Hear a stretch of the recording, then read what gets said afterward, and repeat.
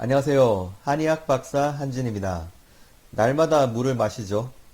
탄산수를 마시기도 하고 헛개 달인 물, 옥수수 수염차 등 시중에도 다양한 물과 관련된 제품들이 많습니다. 물은 생명활동을 유지하는 데 필요한 수단이라 볼 수 있는데요. 그 중에서도 물은 희석이라는 작용이 현대인들에게 중요하죠. 과거 사람들처럼 영양이 부족하기보다는 영양이 넘치고 또 각종 질병이 유발되고 몸이 흡수하고도 남는 영양물질이 혈액으로 흘러나올 수밖에 없는 상황인데요. 그러면 혈액 내 노폐물이 증가하게 되는 것이고 단지 콜레스테롤뿐만 아니라 몸에 해로운 물질로 바뀌어서 혈관 안에 쌓이게 됩니다. 그러면 혈전이 생기고 심장이나 뇌의 작은 혈관을 막으면 해당 장기에 큰 질병을 유발할 수 있는 것이죠. 영양이 넘치는 상황에서 물을 섭취하는 것은 노폐물을 희석하여 혈관 건강을 지킬 수 있게 만들어줍니다.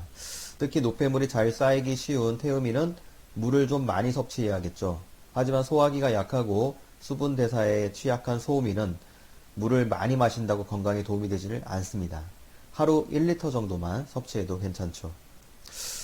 물 자체로 미네랄 섭취가 가능한 장점이 있죠. 그런데 너무 순수한 물을 찾는다고 증류수를 섭취할 필요는 없습니다. 참고로 증류수를 먹으면 배탈 설사한다는 건 어느 누구도 실험적으로 증명한 바가 없습니다. 시중에서 파는 물 혹은 가정에 많이 보급된 정수기 물 다 좋지만 물에 다른 건 몰라도 세균이 검출되면 안 되겠죠. 우물물이나 과거 약수토의 물이 문제가 되는 게 바로 세균 때문입니다. 물을 끓여 먹으면 잘 해결될 것이고 정수기의 경우 필터 관리를 철저히 해야 할 텐데요. 그냥 마시는 것보다는 자신의 취향에 맞는 허브나 한약재를 넣고 끓여 차로 드시기를 추천합니다. 과거부터 물을 잘 마시면 장수의 비결이라고 했는데요. 국화를 담근 물을 끓여 마시면 도움이 된다는 문헌도 있습니다. 마시는 물 말고 외용으로도 도움이 되는 물이 있죠. 바로 온천수죠.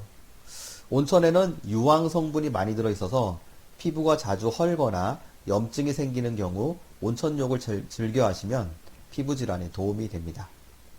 오늘은 여기까지입니다. 그럼 다음에 뵙겠습니다.